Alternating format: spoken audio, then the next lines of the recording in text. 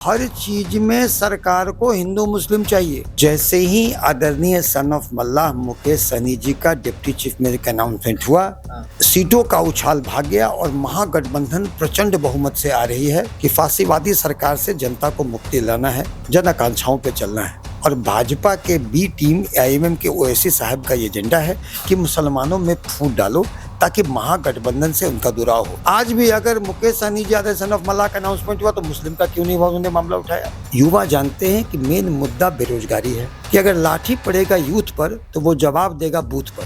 तो ये केवल हिंदू मुसलमान कर सकते हैं, तो कम्युनिज्म भी चरम पर है।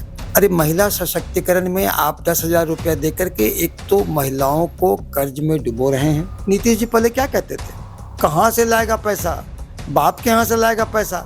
और जब आए तेजस्वी यादव मुख्यमंत्री तो 5 लाख नौकरियां दी, कहाँ से आया पैसा।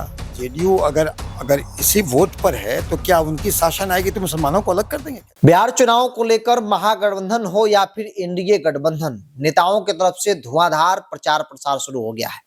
प्रधानमंत्री मोदी का आना, अमित शाह का आना, एनडीए बीजेपी के तमाम बड़े नेता मोर्चा संभाल चुके हैं और मुद्दा वही है, जंगल राज। आरजेडी को वोट दीजिएगा तो जंगल राज की वापसी हो जाएगी। महागठबंधन की सरकार बनना मतलब जंगल राज की सरकार बनना। और ये मुद्दा जब जब बीजेपी एनडीए गठबंधन बनाई है, जाहिर तौर पर नुकसान महागठबंधन को हुआ है। मेरे साथ वीआईपी पार्टी के राष्ट्रीय प्रवक्ता डॉक्टर सुनील सिंह है। मुद्दा तो वही है और जब जब इस तरह के मुद्दे बनाए गए हैं एनडीए की तरफ से, नुकसान आप लोगों को हुआ है। देखिए, एनडीए के पास मुद्दे का अकाल है, इसीलिए आप देखेंगे तो प्रधानमंत्री भी आते हैं तो इसी तरह की बात करते हैं कि अब कोई भी खिलजी नालंदा यूनिवर्सिटी को नहीं उजाड़ सकता है। कहने का क्या मतलब है, आज के दिन में क्या प्रासंगिक है खिलजी का नाम? प्रासंगिक नहीं है। उसी तरह से एक नैरेटिव क्रिएट करते हैं ये लोग। एक नैरेटिव क्रिएट किया जंगल राज का।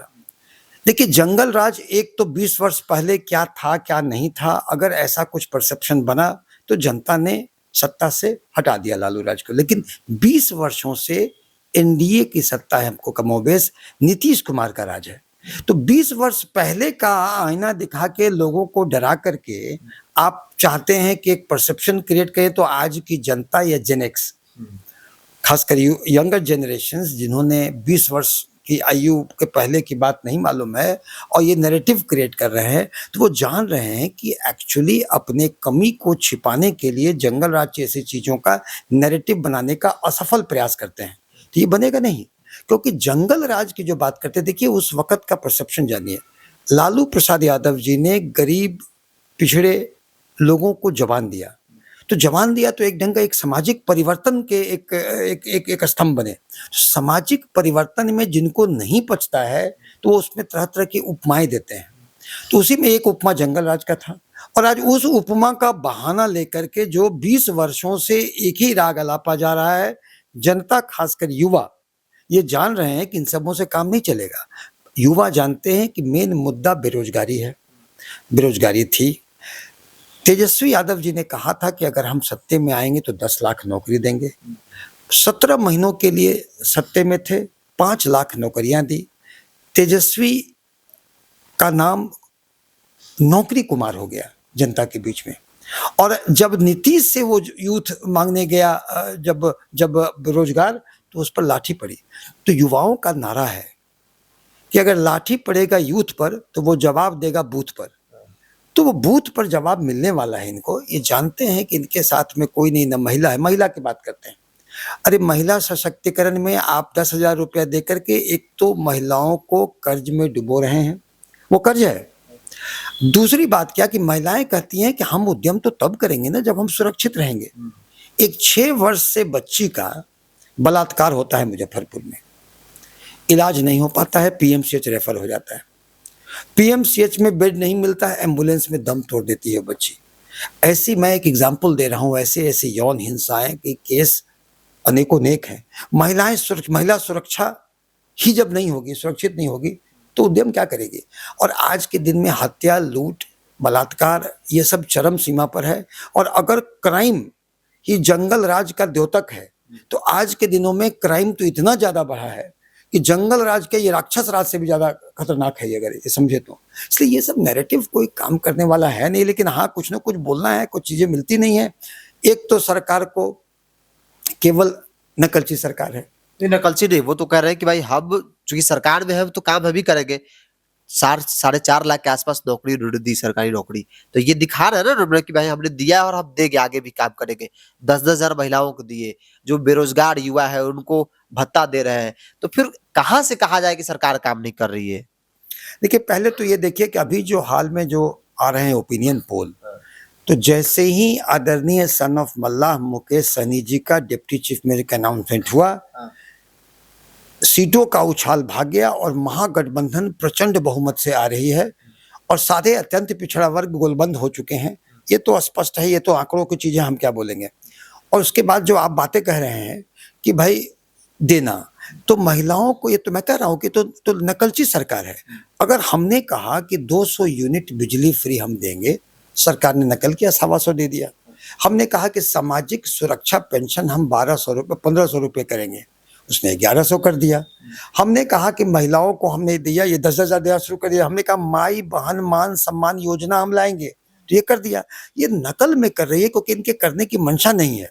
और नकलची सरकार को जनता देख रही है कि आज भी जो हमारे महागठबंधन के मैनिफेस्टो के तरह की चीजें हैं, जो हमने अनाउंसमेंट किया है, चाहे उन्हीं का, देखिए उनका जो अच्छी योजनाएं हैं उनको हम डिसबैंड नहीं कर रहे हैं। जीविका दीदियों ने अच्छा काम किया, तो जीविका दीदियों को हम रेगुलराइजेशन से लेकर के उनका पर्क्स को एनहांसमेंट तक सारा हमने अनाउंस किया।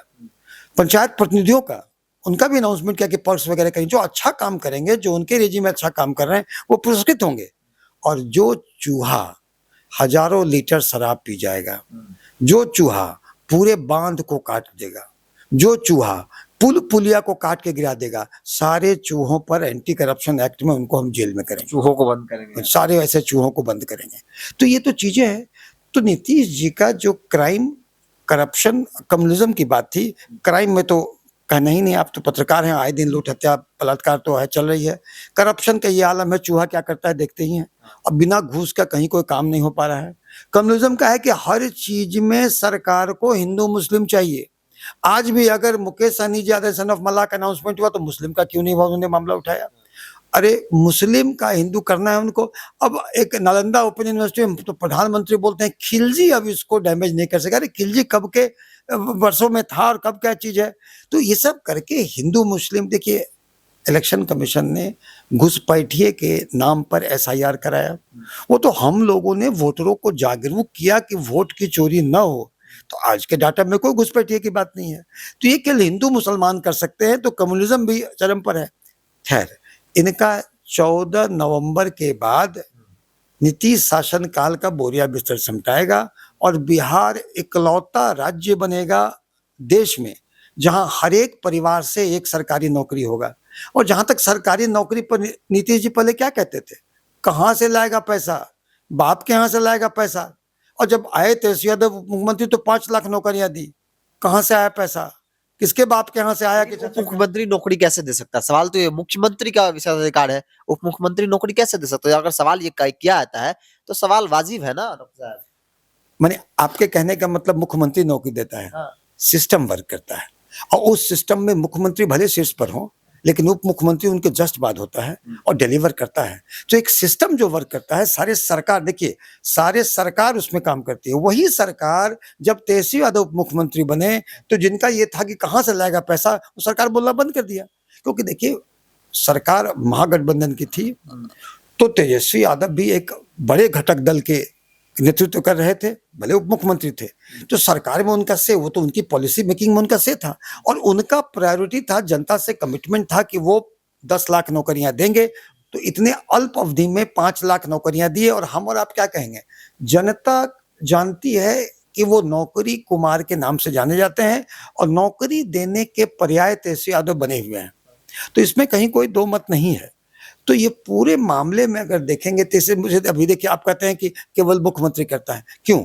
अब जब महागठबंधन की सरकार होगी तो युवा द्वय तेजस्वी और मुकेश सहनी मिल करके सरकार के यहाँ सुशासन करेंगे और अपने युवा सोच के साथ, युवा विचारधारा के साथ, एक रोड मैप के साथ बिहार को सही मायने में विकसित राज्य, सुशासित राज्य में बिहार को देश के अग्रणी राज्यों में शुमार कराएंगे। तो क्या मुख्यमंत्री थोड़ी होते, मुख्यमंत्री ठीक है मुखिया हैं, लेकिन मुकेश सहनी और मुख्यमंत्री की एक युवा सोच के साथ जो होगा विकास करेंगे यहाँ पर। एक सवाल ये भी है, चूंकि जब महागठबंधन के अंदर सीटों का बंटवारा हुआ, अंतिम दौर में मुकेश सहनी आपकी पार्टी का सीट फाइनल किया गया।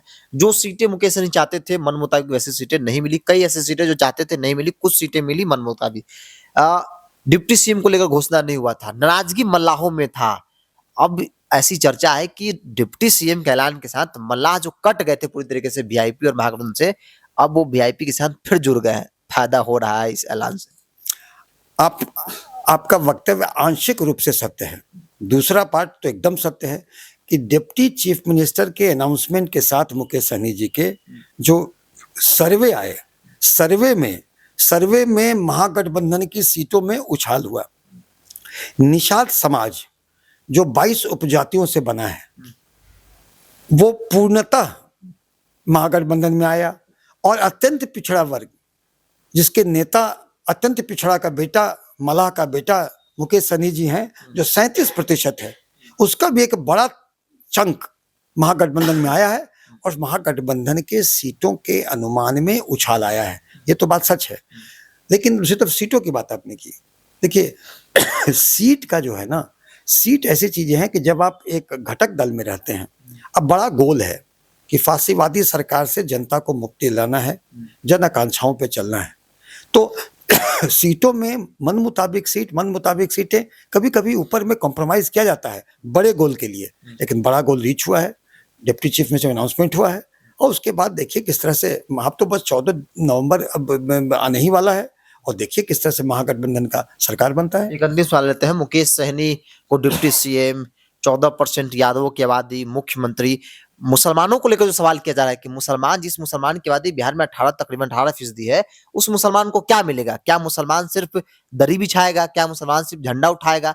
उनको कुछ नहीं, डिप्टी सीएम या कोई बड़ा पद नहीं दिया? घोषणा क्यों नहीं हुआ मुसलमान को लेकर?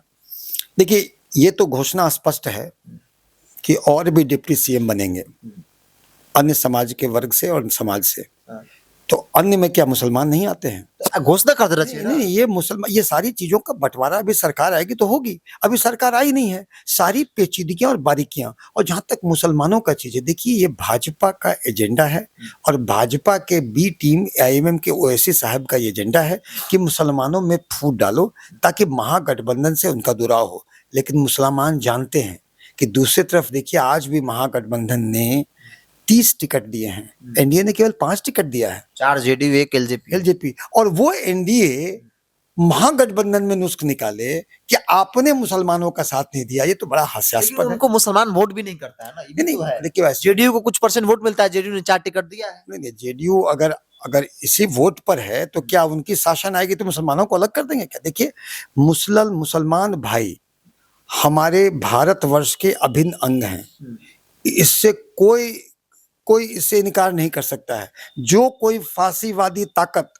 सांप्रदायिक ताकत ऐसा चाहता है कि हमारे मुसलमान भाइयों का अहित करे, तो महागठबंधन की सरकार हो चाहे कि हम महागठबंधन के लोग ऐसा कदापि नहीं होने देंगे। और मुसलमान भाइयों को पता है कि तेजस्वी मुकेश सहनी की सरकार, महागठबंधन की सरकार निश्चित ही उनके हितों की रक्षा करेगी, उनकी सुरक्षा करेगी, और वो एक सत्ता के भागीदार बनेंगे। मुसलमान डिप्टी सीएम बनेगा।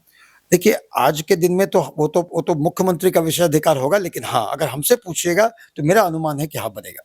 चलिए, वीआईपी पार्टी की राष्ट्रीय प्रवक्ता डॉक्टर सुनील कुमार सिंह से लंबी बातचीत हुई, जो चर्चाएं हैं और जिस प्रकार की पॉलिटिकल माहौल बना या फिर बनाने की कोशिश की जाए, तमाम विषयों को लेकर बातचीत हुई। आप क्या बात है, आप अभिप्राय को कमेंट बॉक्स में रखिए। इस पूरी रिपोर्ट में बहुत बहुत धन्यवाद।